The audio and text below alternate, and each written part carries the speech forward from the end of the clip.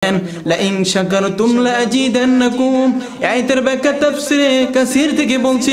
তাফসীরে ইবনে কাসির মুফাসসিরগণ বলেন, যখন আল্লাহর কোন বান্দা, আল্লাহর যখন গোলাম রব্বুল আলামিনকে স্মরণ করে, যখন আল্লাহকে আহ্বান করে, আল্লাহ আল্লাহ বলকে ডাকে, তখন রব্বুল আলামিন তার ডাকে সাড়া দেন এবং কি আল্লাহ রব্বুল আলামিন বান্দার যা চাহিদা রয়েছে, যা পাওয়া রয়েছে, সব কিছুই রব্বুল আলামিন পূরণ করিয়ে দেওয়ার চেষ্টা করেন।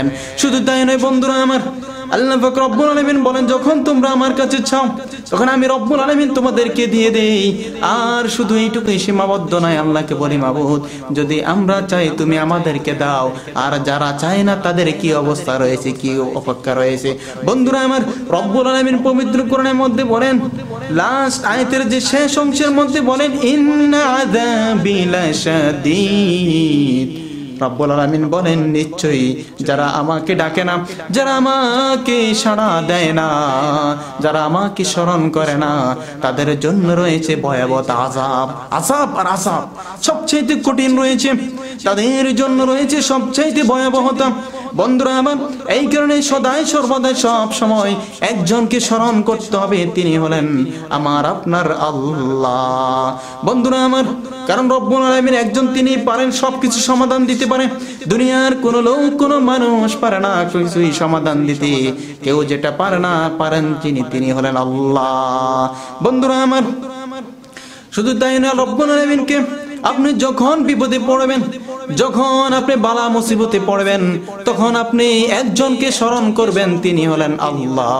রব্বুল আলামিন বলেন, ও আমার গোলামেরা, তোমরা যখন বিপদে পড়ে যাও, আসাবাতুহুম মুসিবাতুন ক্বালু ইন্না লিল্লাহি ওয়া ইন্না ইলাইহি রাজিউন। আল্লাহ পাক রব্বুল আলামিন বলেন, ও আমার বান্দারা, তোমরা যখন বিপদে পড়ো, আপদে পড়ো, কারণ বিপদ আপদ ভালা মুসিবত সব কিছু আমি রব্বুল আলামিন তোমাদেরকে দিয়ে থাকি, আর সব কিছুই আমি রব্বুল আলামিন তোমাদেরকে দেই।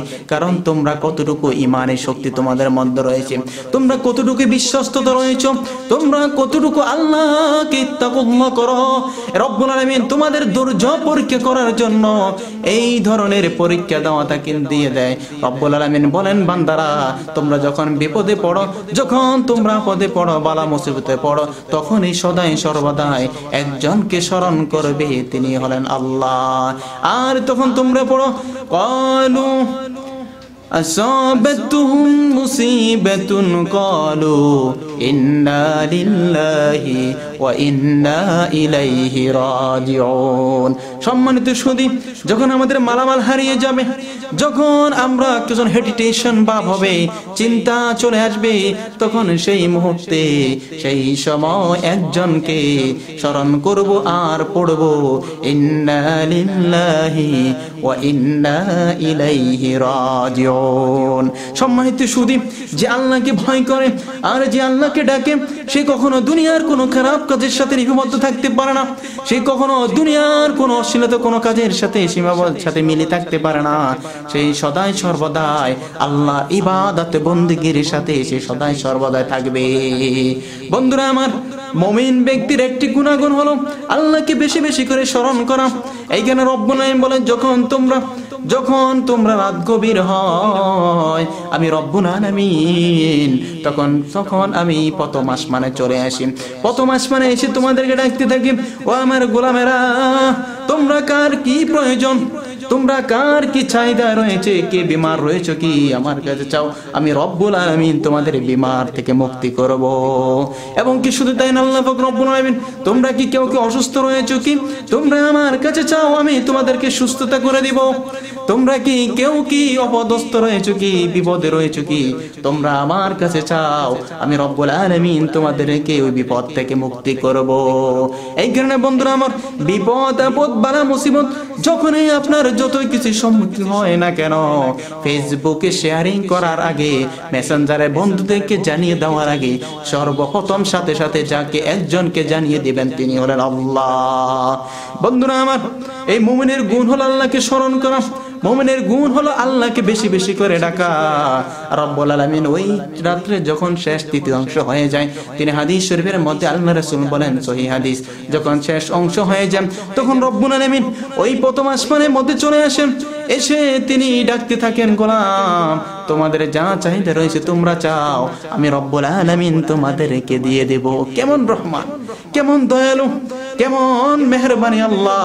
সে আল্লাহ বলেন, ও আমার গোলামেরা, তোমরা বেশি বেশি করে আমার কাছে চাও, আমি রব্বুল আলামিন তোমাদেরকে দিতে প্রস্তুত। হাদিস শরীফের মধ্যে আল্লাহ রাসূল বলেন, রব্বুল আলামিন তামাম বিশ্ব জগৎকে যদি, সকল দুনিয়ার মানুষ জিন ইনসান যা রয়েছে সবাই যদি একসাথে আল্লাহর কাছে যদি চায়, মাবুদ আমার এই দিকে যদি লোক বলে আমার গাড়ি দরকার, ওই দিকে লোকে যদি বলে বাড়ি দরকার, এই দিকে লোক যদি বলে আল্লাহ আমার জান্নাত দরকার, এই দিকে লোক যদি বলে মাবুদ আমার এটা চাই ওটা চাই, এভাবে যদি চাইতে থাকে, রব্বুল আলামিন বলেন তোমাদের আল্লাহ, হাদিস শরীফ আল্লাহ রাসূল বলেন, দুনিয়ার যত চাওয়া পাওয়া সকল মানব যদি ইনসান যদি একসাথে চায়, রব্বুল আলামিনের দুনিয়া থেকে আল্লাহ পাক রব্বুল আলামিন বলে যা তোদেরকে দিয়ে দিলাম।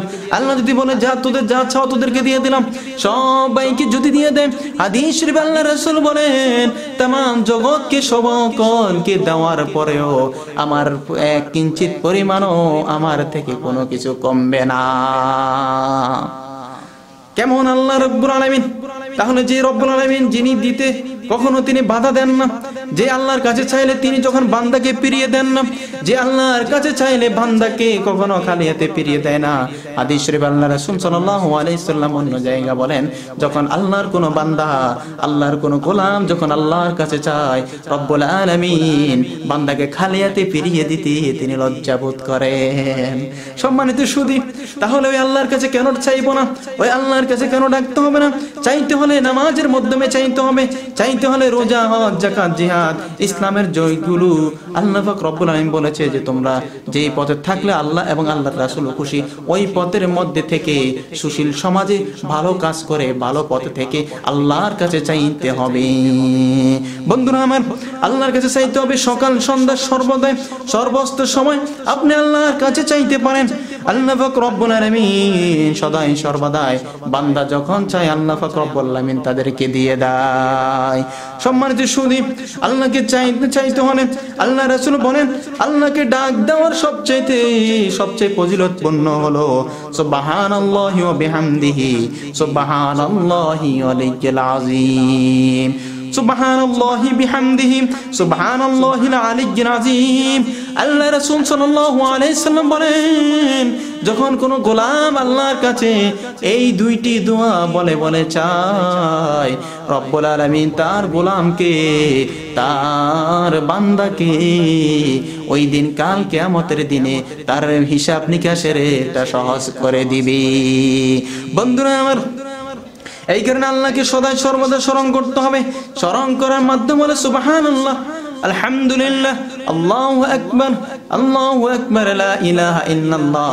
এই চারটা জিনিস আপনি সদাই সর্বদা আল্লাহকে বলুন আর আল্লাহর কাছে আহ্বান করুন, দেখবেন রব্বুল আলামিন এই চারটা জিনিসের ফজিলতময় আপনি সবকিছু রব্বুল আলামিন আপনাকে দিয়ে দিবে।